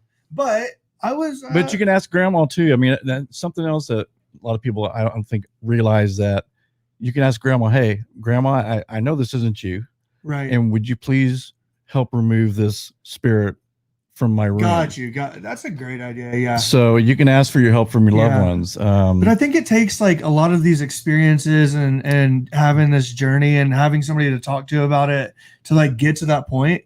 And I think circling all the way back to the beginning, that's why a lot of people probably think that their house is haunted, is because it's the first time it's happening, and that's scary to them. Absolutely. Right. But then and like Dean said, on the other hand too, is scary to the spirit. If let's say they don't, like he had that dream, he was, get back in the coffin, McMurray, get back in the coffin. Yeah. So the spirit may not know it's dead. If say it happens suddenly, I think eventually they figure it out pretty quick. Right. But yeah, I totally, didn't that make sense to you? Absolutely. Yeah. And I think that kind of like dynamic can feed off of each other. The living and the dead, and the connection that we have with the spirit world. That's what I was finding so fascinating about everything he was saying, is like, it's almost how it has to be. Like, we're curious animals, right? And like you said earlier, there are no answers. We're never going to get to the final conclusion until we do. We're not going to know until we know. Until we have our final conclusion. We're not going to know until we know, right? But that journey is like so damn important. And so I'm glad that we've gone on it and that we can have these kind of discussions, because somebody like Dean, man, he's like a wealth of knowledge. Oh yeah. Every time he comes on, I learn something. And just like, I was like, with I see what he's getting at, with the spirit thing, where it's like, I want my identity. Right. But we are imperfect soul at that point. Right. Yeah. But I'm sure something I wanted to ask, I forgot, is like, when we do have past lives, do we keep some of the characteristics of like how my personality is now? Right. Would I, say I was an old, Navy guy 200 years ago? Yeah. Was I the same kind of person? Right. Did I have the same sense of humor? Right. Did I talk the same somewhat? Have you seen where people take pictures and then they find somebody from history that look a lot like I mean, not like stuff like that, right? Where you never know, man. It's like an identical like doppelganger. Yeah. But yeah, I would actually be interested to talk to him at some point about reincarnation. Yeah, we should have That him was back. a fascinating episode we did. Yeah, the reincarnate, that one always fascinates me. That's one Dude, I we think should get Dean back on for that. Yeah. Because he believes in that. So obviously he's got we a could lot ask of him these knowledge kind of about it. questions, right? And these questions, yeah, absolutely. But all right, if anybody wants to call in, 205-730-6441. Now, you guys all told me I did a little live yesterday, Yep. and I put it on Facebook. Oh yeah, we'll call in. We will call Yeah. in. Randy's called in. Thank you, Randy. Thank you, Randy. Thank you very much, Randy, for calling in. But I mean, you had a haunted experience, a bad one, and that's why I asked him. Like, you got physically. I mean, it got physical. Yeah, That's when I think it crosses the line, and it's like, okay, this is an intimate, negative energy that's really wanting to attack. and you. not understanding where it came from. That was kind of thing. Yeah, like definitely the entity that I had wasn't always friendly, and I don't know if maybe we had several, because there was like one that would play with the kids' toys. The kids' toys would go off in the middle of the night. Right.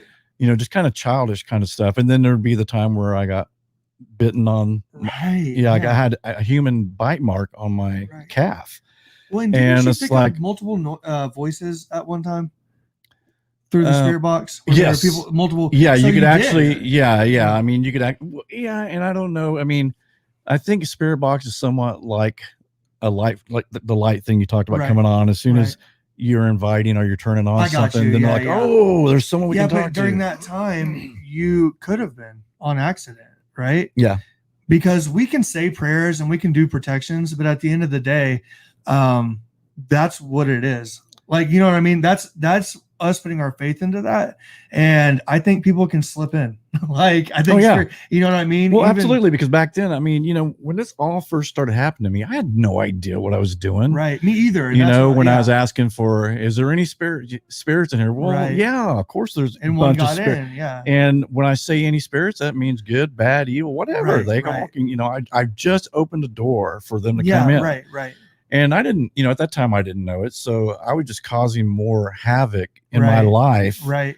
And it feeds on it. And the chaos that begins to happen. Yeah. And then after a while you do get scared. Right. And even when you think, I got a grasp of this, right. And no, I really don't. Right. Because, no, yeah. Yeah. But especially when I got a bite, it was okay, what the hell? And then on the spirit box, that voice that came through and said, I'm evil.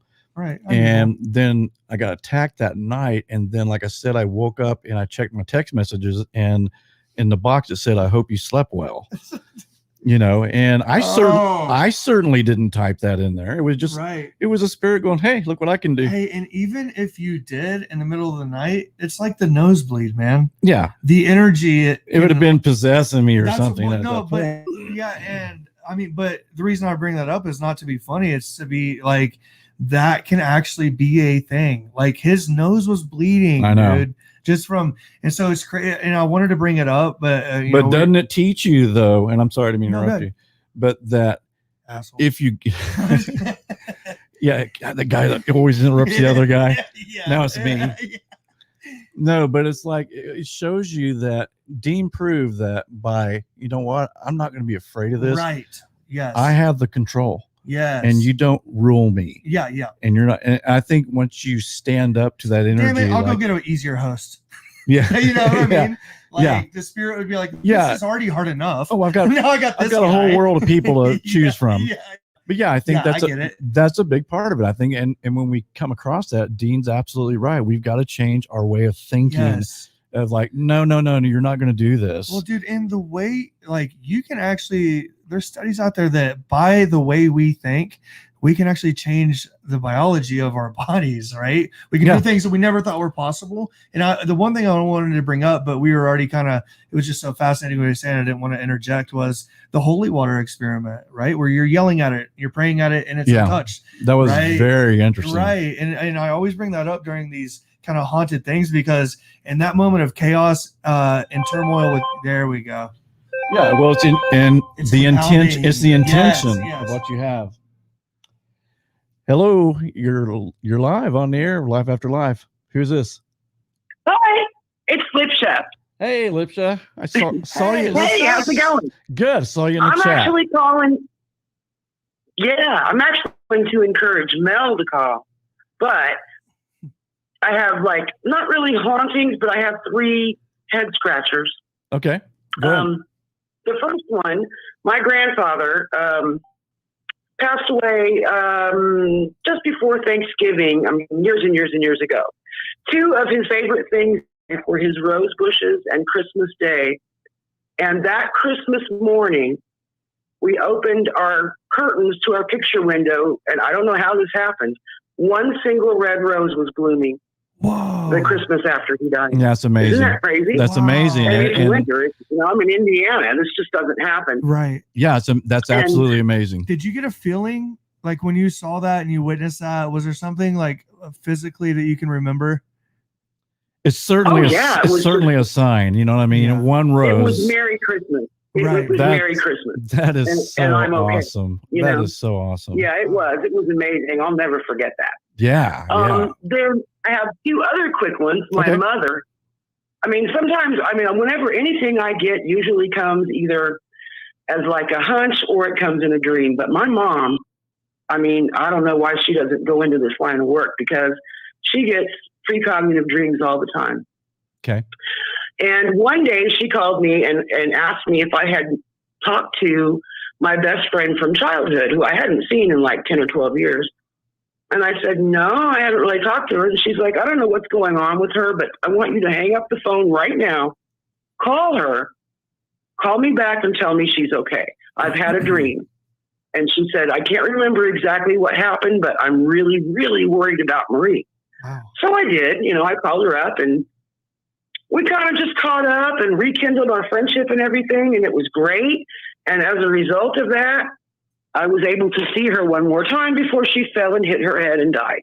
Oh my Lord. And if my mother hadn't had that dream, I would have missed that opportunity. Isn't that wild? Again, my mother. 2 years before my husband died, suddenly called me and said things. She's like, where's Andy? Is he okay? Tell me he's fine. And I'm like, yeah, he's sitting right here. He's fine. And we laughed about it. She said, I had a dream that you called me crying and said, Mom, Andy is dead. Wow. Oh, 2.5 years God. later, that's exactly how it happened. Exactly how it happened. Sorry for your loss. Yeah, very Precisely. sorry for your loss. Sorry about that. That's, Thank you. Thank you very much. golly, I don't think I'd want your mom to call me ever. Right? Hey, you need to call your best friend. No. Yeah. Right. Right. Yeah. But I'm so grateful for that because Yeah. we reconnected. Yeah. No, definitely. And It's wild we how have lost her. I was just saying it's wild how some, people have that gift. I don't, and I think because some people say they can learn it. I just don't think it can be learned. I think it's something you just have. I definitely think some people have it innately more than other people. Like, and her mother has that gift. Right. Well, if you think about it, it reminds me of Dean's first, like when he when he was in Afghanistan. Yep. And a spirit told him, tell everybody not to go, like stop. And then they ended up finding an IED. It's kind of like this scenario. And that's what it kind of reminds me of with her mother, where she's having these dreams. And it's so cool that she feels so confident to call and tell you about it. Yeah. Thank God. Yeah. Now, did you have another story, Lipsha? There have been weird things, but they're all just little things through the years. Nothing really serious. There's a little ghost kitty in my house. Oh, ghost. Who likes to jump cool. up on the dryer. How cool. Yeah. My cat will not get up on the washer or dryer. She just will not. And that's so unusual because usually cats want to jump up on everything, you know? Right. But it's like, no, that's ghost kitty space, and I'm going to respect that. Wow. Wow. That's amazing. That is amazing. Yeah.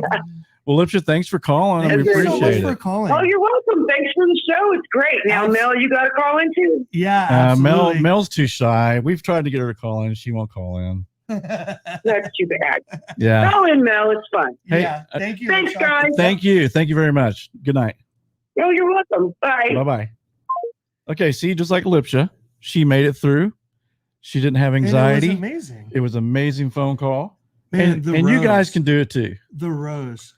That's definitely, man. And it's so one beautiful. rose. Yeah, it's one rose. Oh in the middle of dead winter. Right. In Indiana. Yeah, it's awesome how the dead are. Well, it sounds kind of bad, the dead, but no, like someone can show you, hey, Still Merry alive. Christmas. I'm Life not after life, dead. bro. I'm here. I'm around. Life after life. Yeah, life That's what after it life, is. just like the show. All right, we're gonna give you guys a few more minutes. I don't know, man. It was a great show. Yeah, It was so enlightening. it was. Yeah, I love doing the show. I do too, man. I learned so much, and it's like that's the whole reason I wanted to do this. Good night, Pat. Good night, Pat. I didn't see that. Oh, hey, this is going to be fun for Mona because she's the one that first brought it up, I believe, a long time ago. Dial Tav Pass. Oh, yeah. Go ahead and tell them about it. We're going to do our next show is going to be, I can't even pronounce it. Dial Tav Pass. Dial Tav Pass. Dial Tav Pass. Hey, you know why? Let's drink like crazy when we do that show. Yeah, you want to drink vodka? We'll go Dial Tav Pass.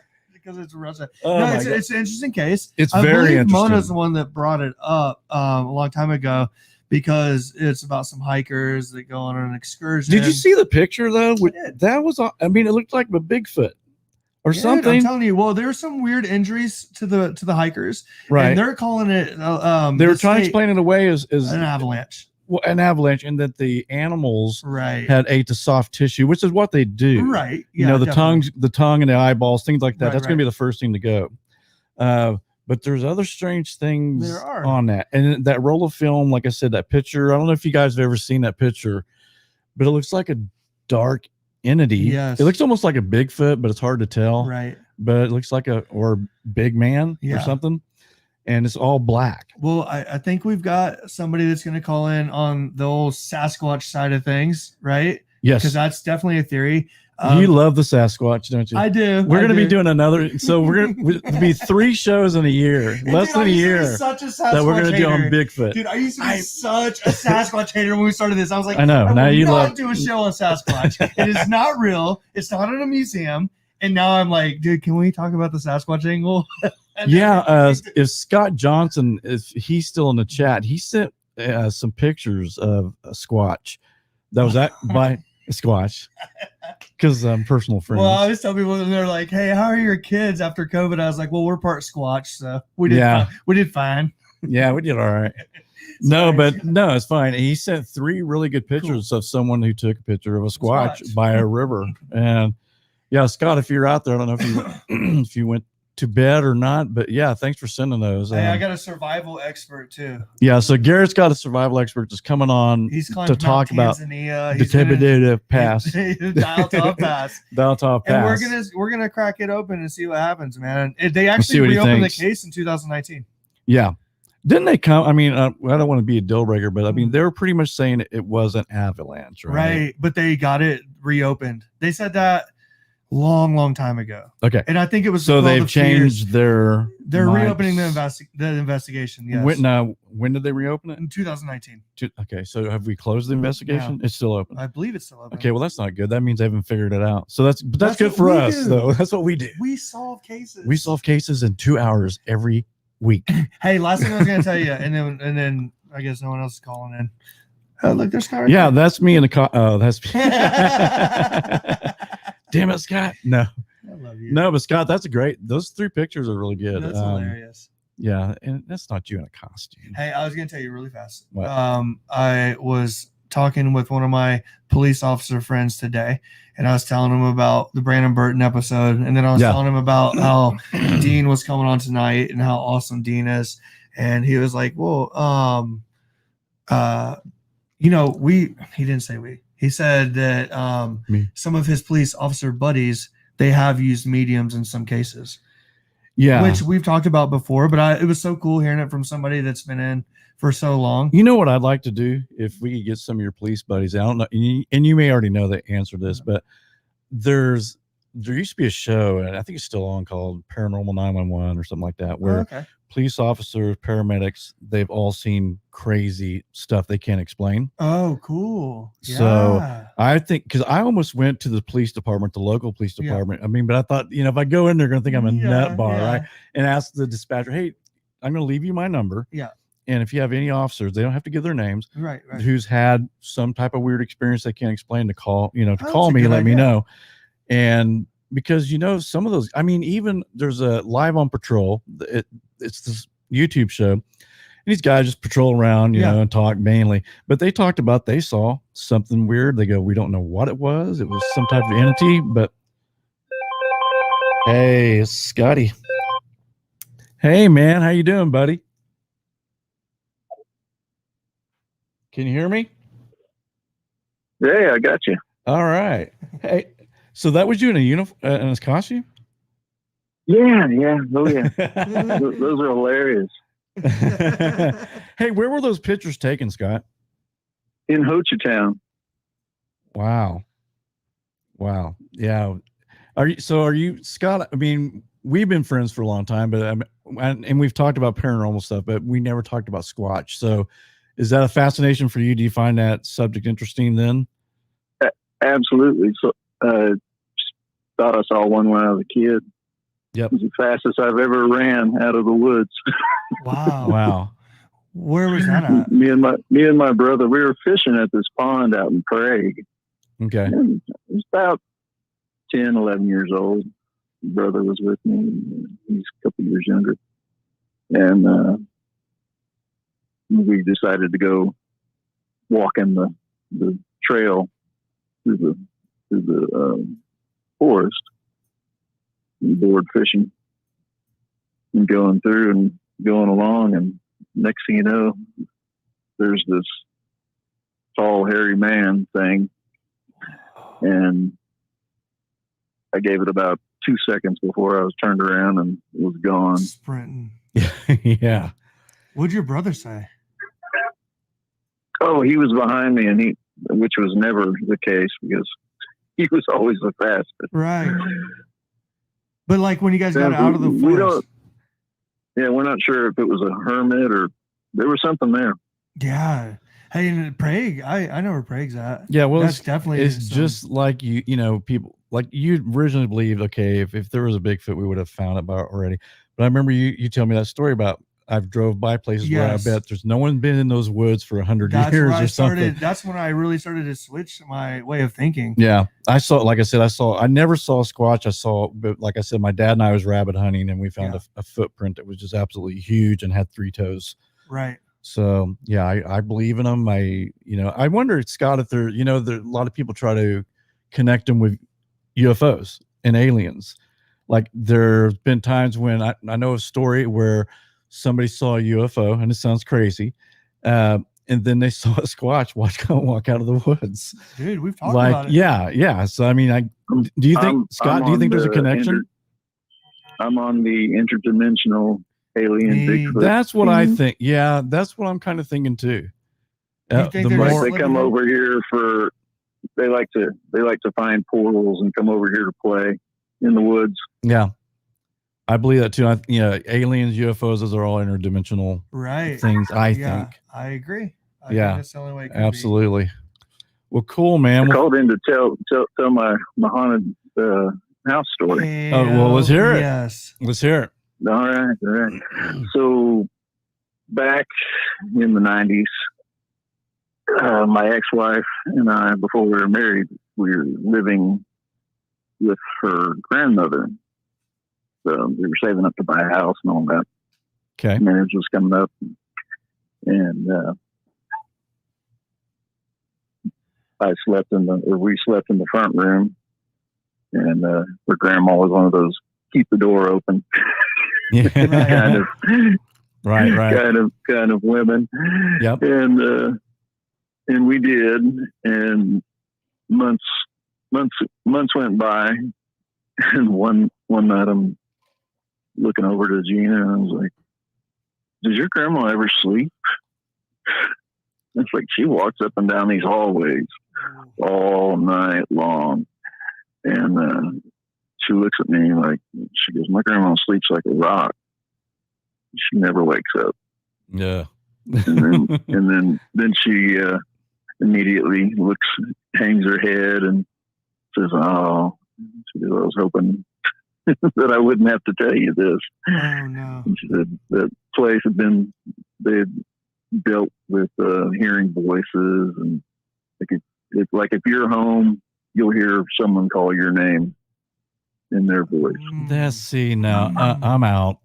What there's a name for that, isn't there? Where they mimic. So we got to can. move in. We got to move in for free, and I stayed there a whole year for free, and I couldn't do it anymore. And the damn things that spirit went didn't on. pay any rent, did it? So what else was happening? No, my daughter, she, once this was after her grandmother had passed away, and we inherited the house. Okay. And but my daughter, she was the talking about the woman that came in and patted her head when she was asleep. Oh, yeah, that's creepy. But hey, at and least I'd be out in we've got pictures with the orbs. did you I'll feel? have to find those somewhere. I don't know where they are, but every picture we took would have orbs in it. So Scott, did you feel? I mean, you said the grandma patted your daughter, which is kind of an endearing thing. Did you feel any negativity with this thing, or do you think it was just hanging out? The old woman who lived there, the one that I saw walking up and down the hallway was just kind of hanging out. But when you've got doors open, sometimes there were other things there, and sometimes there was something that, and it would just creep you out to no end. Yeah, you would feel like an animal or I don't know, maybe just a bad person. Yeah. Every now and then they could go in. So if you've got the ghosts already, and there's a door there. Sounds like your dog's seeing a ghost right now. So did you end up just moving out? Oh yeah. We just decided no longer we couldn't do it anymore. So when you moved out, unlike you probably, I mean, did it cease after you left and it stayed at the house, or stayed at the house? Okay, yeah. Mine went with me. Mine grabbed a suitcase and followed me out the door. I'm going with Keith. Yeah. Yeah, but see, shit like that's scary. Yeah, that's terrible. Hearing people walking, because then I'm thinking there's earlier is like, because then that's personalizing it. It's saying, hey, I know about you. But if you're not in tune with kind of say that Scott hadn't known about the ghost right from his wife, and you start hearing your name and you're in there by yourself, that could drive you mad. You could think you're going nuts. Yeah, that is a haunting in itself. I mean, like just going mad thinking like this thing's calling my name. Yeah, that's terrifying. Yeah. I mean, that's one thing, all the hauntings I've been involved in, it's never said my name. Yeah. I mean, God, that would have freaked me out. Yeah, Scott. That's too much. Sorry, dude. All right, Scott, you got anything else for me? No, that's it. What about the twirling mic stand? The twirling mic. See, I was hoping Jerry would call in. He can talk about his house a whole lot better. Yeah. Was that the time when we were taking a smoke break and you went in before us? And I think I remember that happening. Am I correct on that? Yeah. I went in to Jerry. Yeah. I remember that. And they were spinning. They had the mic spun like. Why? Like just spinning, just swinging back and forth. Where was it? Both of them. It was a friend of ours, Jerry. He had this little boy ghost, had red hair. He'd seen it. Caused a lot of havoc around his house and scared, and it was, I mean, I remember that day, Scott. I totally forgot about that until you brought that up. So what happened? You guys are out smoking. We're out. Well, I was a smoker. I don't think Scott was. It was me taking. We were all together just talking about band stuff, and I put my cigarette out and we were going back in. Well, Scott went ahead of us, and and Jerry, and then because we didn't smoke. Right. And so then they were saying, hey, the damn, I didn't see it, but the mic stands were twirling around.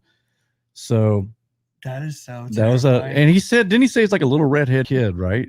Like a 7, 8 Ike. Yeah.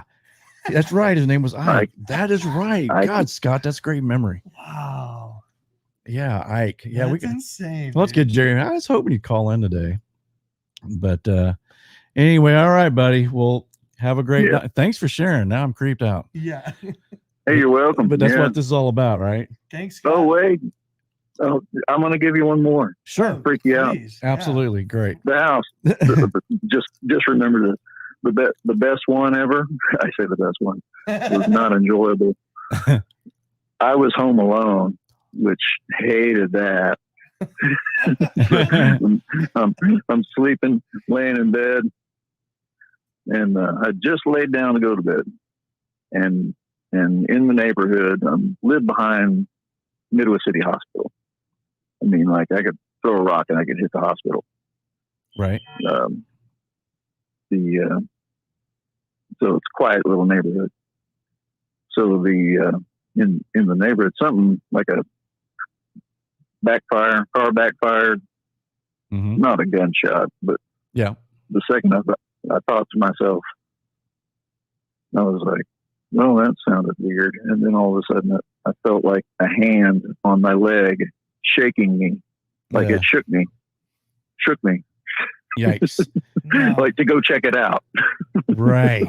Like, yeah. And that was one of the last things that happened. It's like I can't do it anymore. Did you go check it out, or did you say, hell no, I'm staying right here?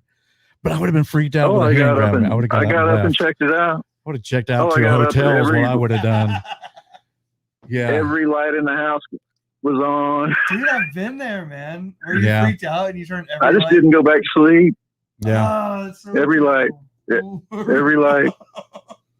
Yeah. I'm right there with you, man. In fact, I mean, like I said, when I got attacked by that spirit, mine wasn't a physical, it was almost like an internal shaking in my body.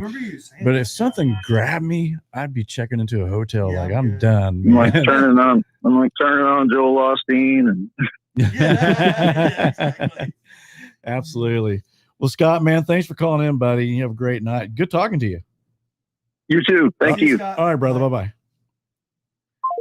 Wow. That's terrifying, dude. Yeah, I think Scott used to do some paranormal investigation. We used to, like breaks, he would kind of tell me some of the stuff he did. Right, yeah. And we had I can't remember what it was, but they had a real bad experience. Right. Someone I think actually got really hurt. Yeah.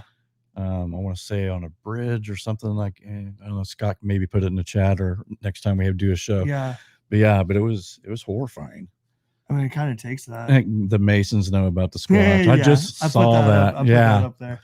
Yeah. So there you go, Garrett. Thank you, Scott. Thank you, everybody that called in. Yeah. Thanks, guys. Show, man. It was a very good show. So I guess Dalatov Pass next week. Oh yeah, Dalatov. Dalatov Pass. Am I saying that right? Dalatov Pass. You're going to be leading that whole thing. Okay. I can't even pronounce it. I got you. Dalatov. We're going to talk about some squatches. Yeah, absolutely. All right, you guys. Good night. Thank you so much for coming. Remember, next Tuesday, 7:15. Yeah. Dalatov Pass. Yep, there you go. I got it. Boom. Okay, maybe I will be a little more involved in this with you. Yeah, you got it, bro. All right, man. You guys, good night. Love you guys. We talk to you later.